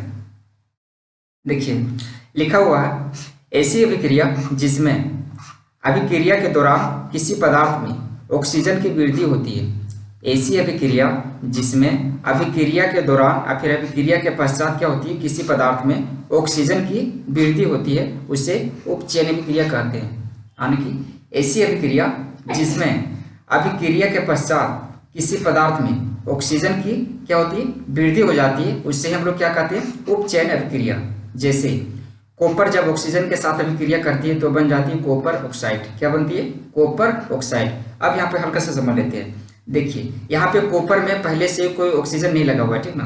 कॉपर में पहले से कोई ऑक्सीजन उपस्थित नहीं है, ऑक्सीजन का कोई अणु या ऑक्सीजन का कोई परमाणु उपस्थित नहीं है। लेकिन जैसे ही ऑक्सीजन के साथ संयोग करती है, ऑक्सीजन के साथ मिलकर अभिक्रिया करती है, तो क्या बन जाती है, कॉपर ऑक्साइड। अब देख लीजिए यहाँ पे कॉपर में क्या जुड़ गया, ऑक्सीजन, यानी कि कॉपर में ऑक्सीजन की वृद्धि हो गई। तो हम इसे कह सकते हैं कि उपचयन, यहाँ पे इस समीकरण को बोल सकते हैं या फिर इस अभिक्रिया को बोल सकते हैं कि यह एक उपचयन अभिक्रिया है। क्योंकि इसका डिफिनेशन क्या था कि ऐसी अभिक्रिया जिसमें अभिक्रिया के दौरान या फिर अभिक्रिया के पश्चात किसी पदार्थ में ऑक्सीजन की वृद्धि हो जाती है। तो यहाँ पे देख लेते हैं किसमें वृद्धि हो रहा है ऑक्सीजन का, कॉपर तत्व में क्या हो रहा है, ऑक्सीजन की वृद्धि हो जा रही है। तो हम कह सकते हैं कि यह एक उपचयन अभिक्रिया है। अब नेक्स्ट टॉपिक समझ लेते हैं। इसी का जस्ट ऑपोजिट है नेक्स्ट टॉपिक अपचयन अभिक्रिया। क्या है, अपचयन अभिक्रिया। अब समझ लेते हैं कि अपचयन अभिक्रिया क्या है। अपचयन अभिक्रिया उपचयन अभिक्रिया का ही जस्ट अपोजिट होता है। सबसे पहले समझ लेते हैं कि इंग्लिश में इसे बोलते हैं रिडक्शन रिएक्शन, रिडक्शन रिएक्शन। अब देखिए उपचयन अभिक्रिया में क्या होता था, ऑक्सीजन का वृद्धि होता था, ऑक्सीजन क्या होता था, वृद्धि होता था। लेकिन अपचयन अभिक्रिया में क्या होता है, ऑक्सीजन का इसमें ह्रास या फिर कमी होती है। यही पे यहाँ पे लिखा हुआ देख लेते हैं। देखिए लिखा हुआ है ऐसी अभिक्रिया जिसमें अभिक्रिया के दौरान या फिर अभिक्रिया के पश्चात किसी पदार्थ में ऑक्सीजन की कमी होती है, उसे अपचयन अभिक्रिया कहते हैं। कुल मिलाकर के यह अभिक्रिया उपचयन अभिक्रिया का जस्ट अपोजिट होता है। यानी कि ऐसी अभिक्रिया जिसमें अभिक्रिया के दौरान या फिर अभिक्रिया के पश्चात ऑक्सीजन का क्या होता है, कमी होता है या फिर ह्रास होता है, उसे क्या कहते हैं, अपचयन अभिक्रिया। जैसे कॉपर ऑक्साइड जब जल के साथ अभिक्रिया करती है ना, कॉपर ऑक्साइड जब जल के साथ अभिक्रिया करती है तो बन जाता है कॉपर प्लस जल, कॉपर प्लस जल, सॉरी कॉपर ऑक्साइड जब हाइड्रोजन के साथ अभिक्रिया करती है तो कॉपर प्लस हाइड्रोजन ऑक्साइड या फिर जल का निर्माण होता है। तो यहाँ पे समझ लेते हैं कॉपर में पहले ऑक्सीजन जुड़ा हुआ था, कॉपर में पहले ऑक्सीजन यहाँ पे जुड़ा हुआ था, लेकिन अभिक्रिया के पश्चात क्या होती है, यहाँ पे कॉपर से ऑक्सीजन की मात्रा, मतलब कॉपर से क्या होती है, ऑक्सीजन का जो अणु होता है, परमाणु होता है, वो हट जाती है या फिर कमी हो जाती है, फिर ह्रास हो जाती है।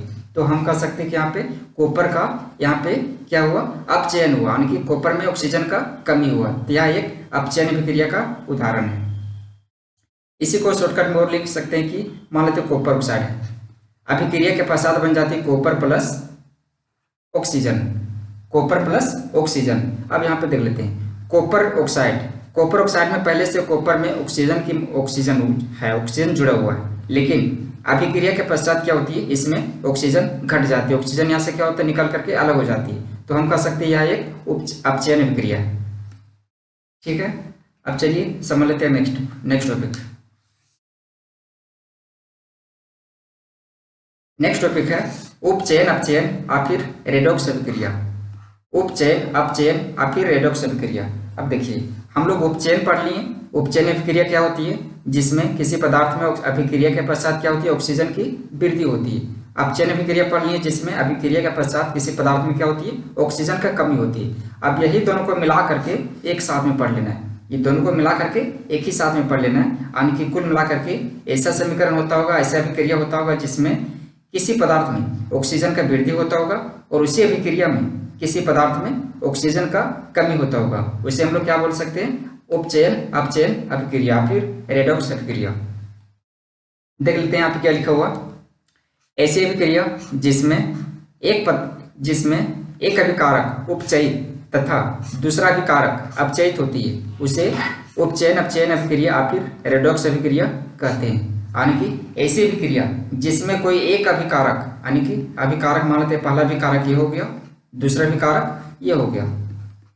तो देख लेते हैं, ऐसी अभिक्रिया जिसमें एक अभिकारक, यानी कि यह अभिकारक क्या होगा, उपचयित होगा तथा दूसरा अभिकारक अपचयित होगा, ठीक ना, उसे हम लोग क्या बोलेंगे, उपचयन अपचयन अभिक्रिया। यानी कि कुल मिलाकर के ऐसी अभिक्रिया जिसमें उपचयन और अपचयन की प्रक्रिया या फिर घटना एक ही साथ घटित हो, उसे ही हम लोग क्या कर सकते हैं, उपचयन या फिर अपचयन अभिक्रिया। तो यहाँ पे जैसे में हम समझ लेते हैं, जैसे कॉपर ऑक्साइड को जब हाइड्रोजन के साथ अभिक्रिया कराई जाती है तो बनती है कॉपर प्लस जल, कॉपर प्लस जल। तो यहाँ पे हल्का सा समझ लेते हैं। देखिए, कॉपर में पहले से ऑक्सीजन जुड़ी हुई है, कॉपर में पहले से ऑक्सीजन जुड़ी हुई है, लेकिन अभिक्रिया के पश्चात इसमें ऑक्सीजन निकल जा रही है। अभिक्रिया के पश्चात इसमें क्या हो रही है, ऑक्सीजन निकल जा रही है। यानी कि ऑक्सीजन की जो मात्रा है, ऑक्सीजन यहाँ पे ऑक्सीजन का ह्रास हो रहा है, ऑक्सीजन की कमी हो रहा है। तो हम बोल सकते हैं यहाँ पे क्या हो रहा है, यहाँ पे अपचयन हो रहा है। क्योंकि अभिक्रिया के पश्चात अगर किसी पदार्थ में ऑक्सीजन की कमी होती है तो हम लोग क्या बोलते हैं कि अपचयन हुआ, फिर अपचयन अभिक्रिया घटित हुई है। लेकिन नेक्स्ट टॉपिक है उपचयन अपचयन अभिक्रिया या फिर रेडॉक्स अभिक्रिया। चलिए अब समझ लेते हैं कि उपचयन अपचयन या फिर रेडॉक्स अभिक्रिया किसे कहते हैं। इससे पहले हम लोग अभी कुछ देर पहले ये समझ लिए कि उपचयन अभिक्रिया क्या होती है और अपचयन अभिक्रिया क्या होती है। उपचयन अभिक्रिया ऐसी अभिक्रिया को बोला जाता है जिसमें अभिक्रिया के पश्चात किसी पदार्थ में या फिर किसी तत्व में ऑक्सीजन की क्या होती है, वृद्धि होती है, ऑक्सीजन की वृद्धि होती है, उसे उपचयन अभिक्रिया कहते हैं। इसी का जस्ट अपोजिट था कि अभिक्रिया के पश्चात अगर किसी तत्व या फिर पदार्थ में ऑक्सीजन की कमी हो जाए, ऑक्सीजन की कमी हो जाए, फिर ह्रास हो जाए, तो इसे क्या बोलते थे हम लोग, अपचयन अभिक्रिया। लेकिन यहाँ पे दोनों को एक साथ मिला करके दे दिया उपचयन अपचयन। तो हम लोग यहाँ से अपने से दिमाग लगा सकते हैं, अपने से सोच सकते हैं कि ऐसी कुल मिलाकर के यह एक ऐसी अभिक्रिया होती होगी जिसमें उपचयन और अपचयन की घटना साथ साथ घटित होती होगी, उसे हम लोग क्या बोल सकते हैं, उपचयन अपचयन अभिक्रिया या फिर रेडॉक्स अभिक्रिया। अब चलिए देख लेते हैं, यहाँ पे लिखा हुआ है ऐसी अभिक्रिया जिसमें एक अभिकारक उपचयित तथा दूसरा अभिकारक अपचयित होती है, उसे उपचयन अपचयन अभिक्रिया या फिर रेडॉक्स अभिक्रिया कहते हैं। ऐसी अभिक्रिया जिसमें एक पदार्थ या फिर एक अभिकारक उपचयित तथा दूसरा अपचयित होती है, उसे उपचयन अपचयन या फिर रेडॉक्स अभिक्रिया कहते हैं। जैसे देख लेते हैं यहाँ पे, कॉपर ऑक्साइड जब हाइड्रोजन के साथ अभिक्रिया करती है ना, तो अभिक्रिया के पश्चात बनती है कॉपर प्लस जल, कॉपर प्लस जल। अब इसको यहाँ पे हल्का सा समझ लेते हैं। देखिए यहाँ पे कॉपर में पहले से ऑक्सीजन जुड़ा हुआ है, ठीक है, कॉपर ऑक्साइड में क्या है, ऑक्सीजन की उपस्थिति है, कॉपर में क्या है, ऑक्सीजन की उपस्थिति, यानी कि कॉपर में ऑक्सीजन की परत बैठी हुई, तो क्या है, कॉपर में ऑक्सीजन की यहाँ पे उपस्थिति है। लेकिन अभिक्रिया के पश्चात क्या बन जा रही है, सिर्फ कॉपर, इससे ऑक्सीजन जो साथ में था, ऑक्सीजन क्या हो रहा है, यहाँ पे ह्रास हो रहा है, फिर ऑक्सीजन का कमी हो रहा है। तो हम यहाँ पे कह सकते हैं कि जिस अभिक्रिया में ऑक्सीजन का किसी तत्व या फिर पदार्थ में ऑक्सीजन का कमी होती है तो उसे क्या बोलते थे, अपचयन अभिक्रिया। तो यहाँ पे बोल सकते हैं कि कॉपर ऑक्साइड का या फिर कॉपर का यहाँ पे क्या हो रहा है, अपचयन हो रहा है। लेकिन इसी के आगे जस्ट देख लेते हैं, हाइड्रोजन में पहले कोई ऑक्सीजन नहीं है, ठीक ना, हाइड्रोजन में पहले किसी प्रकार का कोई ऑक्सीजन नहीं है, लेकिन अभिक्रिया के पश्चात हाइड्रोजन में क्या हो जा रही है, ऑक्सीजन आ जा रही है, यानी कि हाइड्रोजन में ऑक्सीजन जुड़ जा रही है या फिर इसमें हाइड्रोजन की वृद्धि हो जा रही है। तो यहाँ पे हम बोल सकते हैं कि हाइड्रोजन का यहाँ पे क्या हो रहा है, उपचयन हो रहा है। जिस पदार्थ में या फिर जिस तत्व में ऑक्सीजन की वृद्धि होती है उसे क्या बोलते हैं, उसका उपचयन हो रहा है। तो यहाँ पे उपचयन की घटना और अपचयन की घटना दोनों क्या हो रही है, साथ साथ घटित हो रही है। तो हम इसीलिए इसको बोल सकते हैं कि यह एक उपचयन अपचयन या फिर रेडॉक्स अभिक्रिया है। इसी का एक और एग्जाम्पल देख लेते हैं। लिखा हुआ है जिंक ऑक्साइड जब कार्बन के साथ अभिक्रिया करती है तो बनती है जिंक और कार्बन मोनोऑक्साइड। जिंक ऑक्साइड जब कार्बन के साथ अभिक्रिया करती है तो क्या बनती है, जिंक और कार्बन मोनोऑक्साइड। अब यहाँ पे समझ लेते हैं ऑक्सीजन जिंक के साथ क्या है, ऑक्सीजन की उपस्थिति है। जिंक में ऑक्सीजन की उपस्थिति है और कार्बन में किसी प्रकार का कोई ऑक्सीजन नहीं है। लेकिन अभिक्रिया के पश्चात क्या होती है कि जिंक में जो ऑक्सीजन है इसका कमी हो जा रही है, यानी कि जिंक अकेले हो गया, यहाँ से ऑक्सीजन निकल गया। साथ ही साथ को कार्बन में पहले से कोई ऑक्सीजन उपस्थित नहीं था, लेकिन अभिक्रिया के पश्चात क्या हो रहा है, इसमें ऑक्सीजन का वृद्धि हो जा रही है। तो यहाँ पे कुल मिलाकर के जिंक ऑक्साइड से ऑक्सीजन की कमी हो रहा है, तो इसको बोल सकते हैं कि यहाँ पे अपचयन हो रहा है। लेकिन कार्बन में क्या हो रहा है, पहले से अभिक्रिया के पहले कार्बन में किसी प्रकार का कोई ऑक्सीजन नहीं था, लेकिन अभिक्रिया के पश्चात इसमें ऑक्सीजन की वृद्धि हो जा रही है, ऑक्सीजन जुड़ जा रही है। तो हम कह सकते हैं कि यहाँ पे ऑक्सीजन कार्बन का उपचयन हो रहा है। तो यह एक रेडॉक्स अभिक्रिया या फिर उपचयन अपचयन अभिक्रिया का एक एग्जाम्पल है। अब नेक्स्ट टॉपिक समझ लेते हैं। नेक्स्ट टॉपिक है संक्षारण। अब समझ लेते हैं कि संक्षारण किसे कहते हैं। संक्षारण देखिए इंग्लिश में से कोरोजन कहा जाता है, कोरोजन कहा जाता है। देखिए लिखा हुआ है जब कोई धातु अपने आसपास अम्ल, नमी आदि के संपर्क में आने के कारण संक्षारित होती है तो इस प्रक्रिया को संक्षारण कहते हैं। देखिए जब कोई भी धातु, खासकर लोहा मान लेते हैं, जब कोई धातु जैसे मान लेते हैं लोहा, जब कोई धातु अपने आसपास के अम्ल और फिर नमी आदि के संपर्क में आने के कारण क्या होती है, संक्षारित होती है और फिर इसमें जंग लगती है। यानी कि कोई धातु अपने आसपास के अम्ल और फिर नमी के आदि के संपर्क में आने के कारण क्या होती है, उसमें जंग लगने लगती है। तो जंग लगने की इसी प्रक्रिया को क्या बोला जाता है, संक्षारण। कुल मिलाकर के किसी धातु में, खासकर जैसे एग्जाम्पल में ले लेते हैं लोहा में जंग लगने की प्रक्रिया को ही क्या बोलते हैं, संक्षारण बोलते हैं। जैसे चांदी के ऊपर काली परत चढ़ना, जब चांदी जब संक्षारित होती है ना, तो चांदी के ऊपर क्या होती है, काले रंग की परत चढ़ जाती है। तांबे के ऊपर हरी परत चढ़ना देख लेते हैं। तांबा जब संक्षारित होती है ना, तो तांबे के ऊपर क्या होता है, हरी रंग की परत चढ़ जाती है। और तीसरा एक और लिख सकते हैं कि जब लोहा संक्षारित होती है ना, लोहा, तो इस पर क्या होती है, भूरे रंग की परत पड़ जाती है, भूरे रंग की परत। तो हम कुल मिलाकर के इस प्रकार समझ सकते हैं कि जब कोई धातु अपने आसपास के अम्ल या फिर नमी आदि के संपर्क में आने के कारण क्या होती है, उसमें जंग लगती है। तो जंग लगने की प्रक्रिया को ही क्या बोला जाता है, संक्षारण। ठीक है, आगे देख लेते हैं संक्षारण से क्या क्या नुकसान होती है। संक्षारण से होने वाले नुकसान।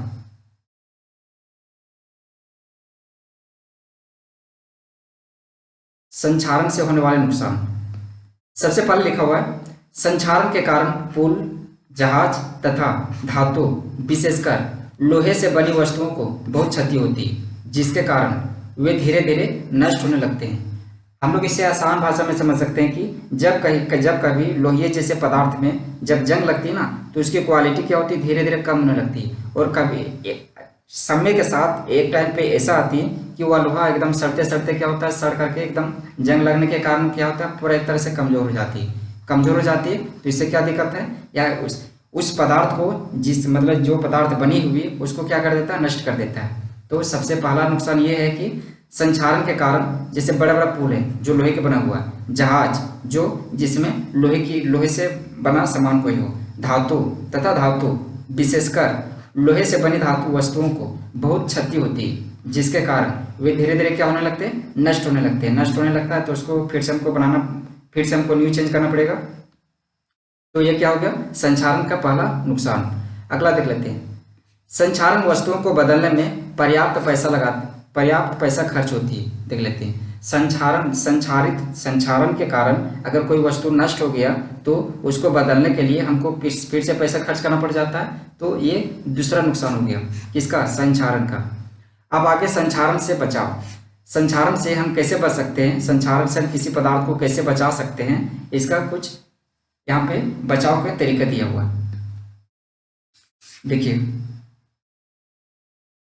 संक्षारण से बचाव हेतु निम्न तरीके अपनाए जाते हैं। संक्षारण से बचाव हेतु निम्न तरीके अपनाए जाते हैं। सबसे पहला है, लोहे की वस्तुओं को पेंट कर दिया जाता है। लोहे की वस्तुओं को क्या किया जाता है, पेंट कर दिया जाता है। पेंट करने, देखिए खासकर लोहा जो होती है ना, लोहा, ये नमी के आनी, नमी का मतलब होता है पानी। जब पानी के संपर्क में आती है ना, तो पानी के संपर्क में आने के कारण ये फेरिक ऑक्साइड बनाती है, ठीक ना। और इसी फेरिक ऑक्साइड को बोला जाता है जंग। क्या बोला जाता है, जंग, जिसके कारण, और इसी जंग को बोला जाता है संक्षारण, जिसके कारण क्या होती है, लोहा धीरे धीरे नष्ट होने लगती है। लेकिन अगर हम लोहे की वस्तुओं को पेंट कर देना, तो पानी क्या होती है, लोहे के संपर्क में नहीं आ पाती, लोहे के संपर्क में नहीं आ पाती, या पेंट से क्या होती है, फिसल करके जमीन में नीचे गिर जाती है। तो क्या होता है, इससे जंग लगने से बच जाता है, फिर संक्षारित होने से बच जाता है। तो किसी खासकर लोहे जैसे पदार्थ को अगर संक्षारण से बचाना, तो सबसे आसान तरीका होता है उसको पेंट कर देना। पेंट करने से क्या होता है, पानी और लोहा एक दूसरे के संपर्क में नहीं आ पाता। जब एक दूसरे के संपर्क में नहीं आ पाता तो अभिक्रिया नहीं कर पाती, जिसके कारण फेरिक ऑक्साइड नहीं बनती और संक्षारण नहीं होती। तो पहला उपाय हो गया, लोहे की वस्तुओं को पेंट कर दिया जाता है। दूसरा, ग्रीस एवं तेल का उपयोग किया जाता है। देखिए, ग्रीस एवं तेल का उपयोग करने से भी संक्षारण की प्रक्रिया नहीं के बराबर हो जाती है, रुक जाती है। अगला है विद्युत लेपन का उपयोग करके। विद्युत लेपन, बचपन में पिछले क्लास में आप 7 क्लास कक्षा 7 या फिर 8 में आप लोग पढ़े होंगे कि विद्युत लेपन क्या होती है। विद्युत लेपन का मतलब होता है किसी एक धातु के ऊपर किसी दूसरे धातु की परत चढ़ा देना। एक धातु के ऊपर, जैसे मान लेते हैं लोहा की कोई वस्तु है, इसके ऊपर क्या करेंगे, किसी ऐसे दूसरे धातु की परत चढ़ा देंगे जिसपे जंग नहीं लगती। तो इससे भी क्या होता है, संक्षारण से राहत होती है, संक्षारण से बचाव होती है। अगला टॉपिक है विकृत गंधिता, इंग्लिश में से रेंसिडिटी कहा जाता है, रेंसिडिटी। अब समझ लेते हैं कि विकृत गंधिता क्या होती है। देखिए लिखा हुआ है, जब तेल एवं वसायुक्त पदार्थ को लंबे समय तक रखा जाता है तो इनके गंध एवं स्वाद बदल जाती है। जब तेल एवं वसायुक्त पदार्थ को जब लंबे समय तक रखा जाता है तो क्या होती है, इनकी जो गंध होती है और जो स्वाद होती है वो क्या होती है, बदल जाती है। पदार्थ के इस गुण को ही विकृत गंधिता कहते हैं। देखिए, हम लोग इसे आसान भाषा में समझ सकते हैं इस प्रकार की। घरों में जब देखते हैं कि अगर मान लेते हैं सब्जी बना हुआ, ठीक है, सब्जी, इसी सब्जी को क्या करेंगे, 1 या फिर 2 दिन के लिए छोड़ देंगे, बना हुआ छोड़ देंगे। 1 या 2 दिन के बाद क्या होता है, इसकी गंध और स्वाद में बदल जाती है। क्या होता है, खट्टा हो जाता है और फिर इसका स्वाद चेंज हो जाता है, जो खाने लायक नहीं रहती है। तो इसी प्रक्रिया को बोला जाता है विकृत गंधिता। क्या बोला जाता है, विकृत गंधिता।